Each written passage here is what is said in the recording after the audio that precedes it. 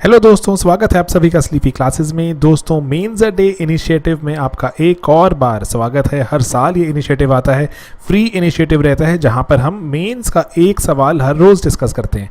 दोस्तों, इस बार जो मेंस का इनिशिएटिव है वो एक और जो चीज़ इसमें खास है वो क्या है कि शेड्यूल के साथ है कि आपको डेली शेड्यूल दिया गया है कि कौन सा सब्जेक्ट कब डिस्कस होगा।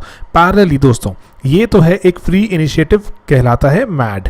अगर आप चाहते हैं और चीज़ों के बारे में और ज़्यादा क्वेश्चन सॉल्व करना मेंस के, जहाँ पर 5 या 6 सवाल हर रोज़ डिस्कस हो रहे हैं, आप हमारा मेंस का क्रैश कोर्स भी ज्वाइन कर सकते हैं और टेस्ट सीरीज़ भी ज्वाइन कर सकते हैं। दोस्तों, ये सभी कुछ हमारी वेबसाइट sleepyclasses.com पर अवेलेबल है।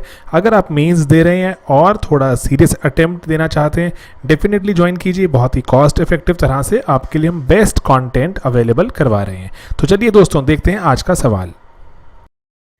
दोस्तों, मेंस का आंसर डिस्कस करने से पहले आपको बता दें कि जीएस मेंस की आंसर राइटिंग का हमारा बैच शुरू हो गया है। 108 डेज का ये बैच है, राइट। 108 डेज में 108 क्वेश्चंस आएंगे, रोज का एक क्वेश्चन आएगा और एक नया सब्जेक्ट डील के करेंगे।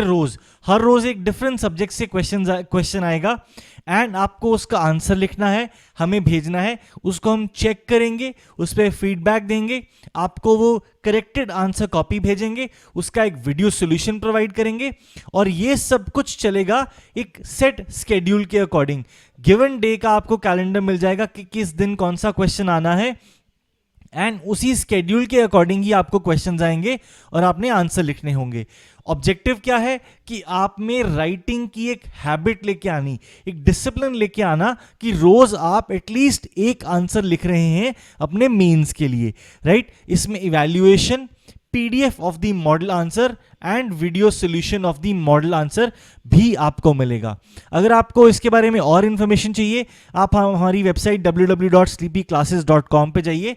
वहां पे आपको ये एक बैनर मिलेगा, बैनर पे क्लिक कीजिए और आपको हमारे इस पूरे कोर्स की इंफॉर्मेशन यहां पे मिल जाएगी। स्केड्यूल यहां पे आपको लगा हुआ मिल जाएगा।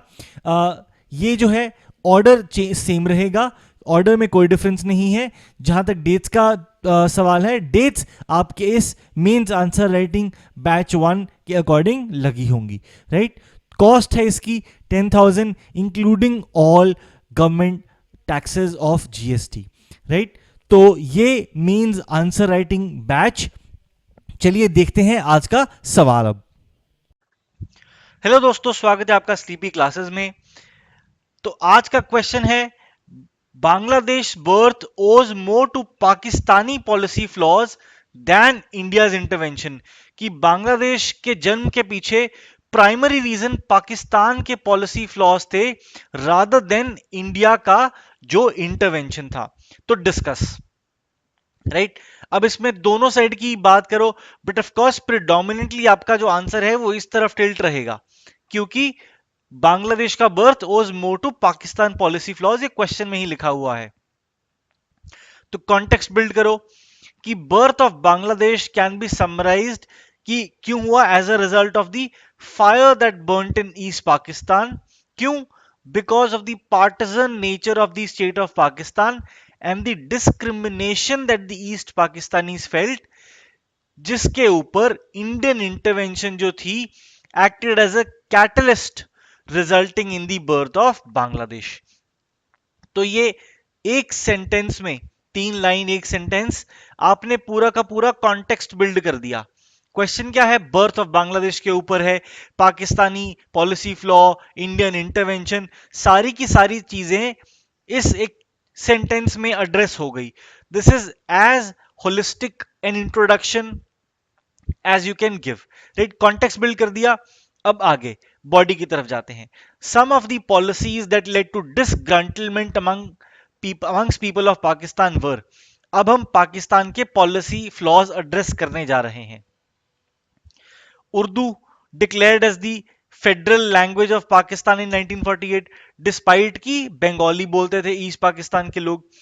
ईस्ट पाकिस्तान एक बहुत ही इंपॉर्टेंट सेंटर था जूट एक्सपोर्ट के लिए, सिल्क एक्सपोर्ट के लिए, इस वजह से इकोनॉमिकली प्रॉस्परस भी था और थोड़ी स्टेट सपोर्ट चाहिए थी कि इसको और ज्यादा ग्रो कर सके।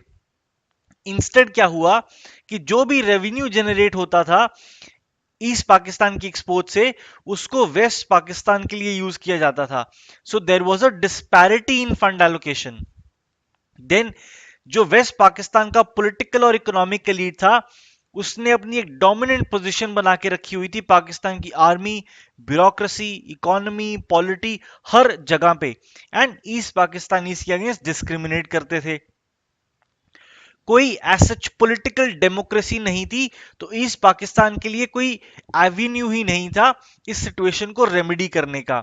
फाइनली एक पावरफुल मूवमेंट आई डेमोक्रेसी के लिए ईस्ट पाकिस्तान में. शेख मुजीबुर रहमान आए. तो 1970 के जो इलेक्शन हुए थे उसमें ईस्ट पाकिस्तान की 99% सीट्स वो ले गए. एंड इसके बेसिस पे पाकिस्तान की पार्लियामेंट में भी उन्होंने एक मेजॉरिटी कमांड करी. अब ऑब्वियस बात है कि पार्लियामेंट में मेजॉरिटी कमांड कर रहे हैं तो सरकार भी उनकी बनेगी. बट वेस्ट पाकिस्तान को यह कभी भी मंजूर नहीं था कि कोई ईस्ट पाकिस्तान का आके हमारे ऊपर रूल करे. तो उनको कभी उनकी सरकार बनाने ही नहीं दी गई. उनको अरेस्ट करके एक अनडिस्क्लोज लोकेशन पे ले जाया गया. राइट. तो इसकी वजह से जो थी मूवमेंट बढ़ गई.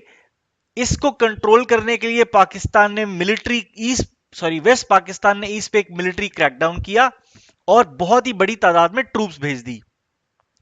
अब जितने भी इंटेलेक्चुअल्स थे, लीडर्स थे जो भाग सके, वो ईस्ट पाकिस्तान से भाग के इंडिया की तरफ आ गए और वहां पे उन्होंने अपना एक बेस सेटअप किया. The government of Bangladesh in exile इन्होंने सेटअप करी. मुक्ति बाहिनी सेटअप करी. एक फियर्स अंडरग्राउंड मूवमेंट और गुरिल्ला वॉरफेयर लड़ी. राइट. अब इंडिया में इस पूरे पीरियड में लगभग 10 लाख रेफ्यूजीज आ गए थे. इंडिया ने बांग्लादेश की जो एक्साइल में गवर्नमेंट थी उनको सैंक्चुरी दी, अपने ग्राउंड पे मिलिट्री ट्रेनिंग दी. राइट. मनी और मटेरियल एड प्रोवाइड करी और उनको बोला कि आप जाओ और हम आपको बैक करेंगे. Food, shelter, clothing and medical aid भी दिया इन रेफ्यूजीज को. तो प्रिडोमिनेंटली रीजन जो था वो पाकिस्तान की पॉलिसीज थी. इंडिया ने सिर्फ जो किया वो एज अ कैटलिस्ट ही एक तरीके से एक्ट किया इस पूरे प्रोसेस की फुलफिलमेंट के लिए. Right. Mrs Indira Gandhi the prime minister of India, उनकी बहुत ही brilliant strategic and tactical leadership as well as strong military performance by the Indian army joined by the Mukti Bahini of east Bengal, Dhaka पहुंचे. 11 दिनों में पाकिस्तानी आर्मी को सरेंडर करवाया, leading to the birth of Bangladesh. और जैसे ही बांग्लादेश एक इंडिपेंडेंट नेशन डिक्लेयर हुआ, इंडियन पार्लियामेंट ने उसको रिकॉग्नाइज किया as a separate country. Right. तो ये थी the role of Pakistani policy in the creation of Bangladesh along with Indian intervention acting as a catalyst. Right. आज का यही क्वेश्चन. मिलेंगे आपसे नेक्स्ट क्वेश्चन के साथ अगले वीक. तक के लिए thank you and keep watching.